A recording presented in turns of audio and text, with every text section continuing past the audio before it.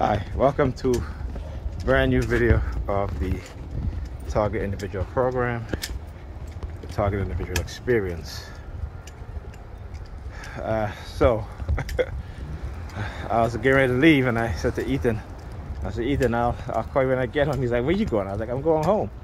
As soon as I said I'm going home, police siren, whoop, whoop. Okay.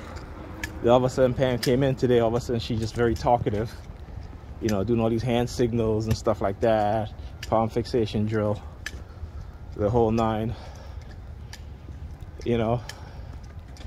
And she, you know, I'm just like, oh, all of a sudden, now you want to talk to me? You know what I'm saying? Like, what happened? What happened? The dude you went out with didn't call you back? So now all of a sudden you want to talk to me, right? I'm like, yeah. So I told her this morning that next week I'm gonna 2 days out of the week Ethan's gonna come home by himself. He said he can take the bus with his friends and we'll go to the Boys and Girls. And you know, because like I said, you know, there's only so much a person can take. You know, the disrespect, all of that stuff. So I think when I told her that, and I said to her, you know, she really needs to clean up her apartment to get somebody to come, you know, and watch the kids for her.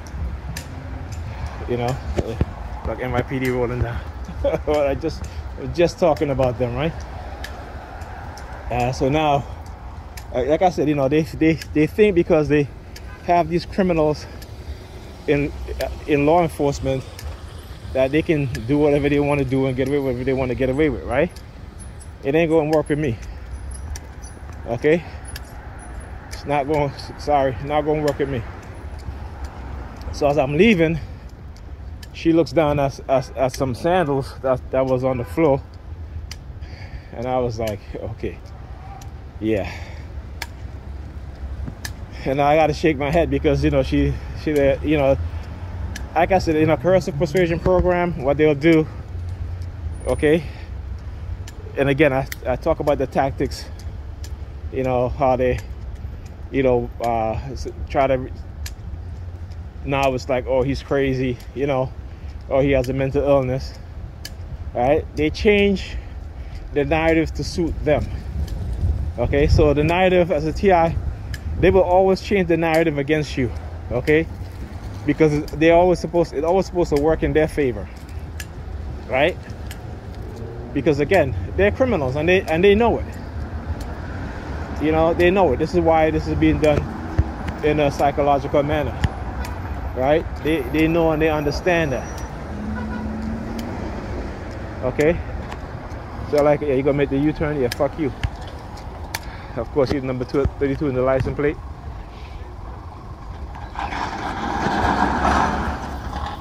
Look.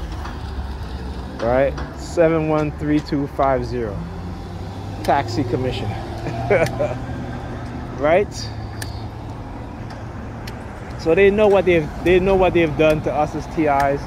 They know, you know, like I was watching a video about the Havana syndrome. That's what they call it, but it's not Havana syndrome. They're lying. Okay, you can find it. You can find it through the Freedom of Information Act of how the Russians were doing the same thing back in the late 1960s. And then on top of that, you can look in the early 1990s when the FBI, okay, wanted to use a similar weapon on David Koresh. Okay, so they know this shit exists. They just trying to play dumb because they think the public is dumb.